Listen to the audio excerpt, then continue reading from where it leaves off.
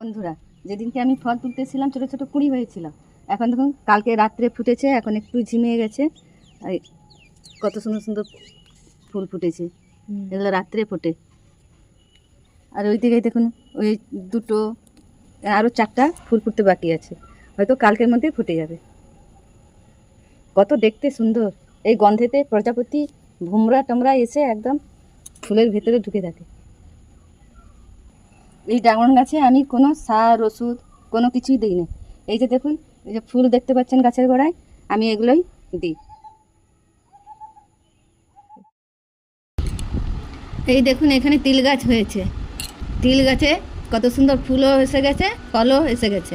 ফলগুলো যখন পেকে যাবে এর থেকে আমরা তিল বের করে নিই।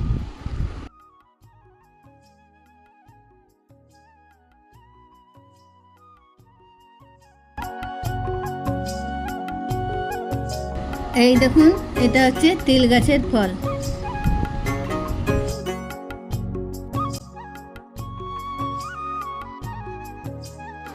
আর দেখুন এখানে আজন পাতা গাছ লাগিয়েছি, এই পাতাকে আমরা আজন পাতা বলি। এই পাতার রস কাশির পক্ষে খুবই ভালো। আর এখানে কিছু চন্দনী গাছ লাগিয়েছি।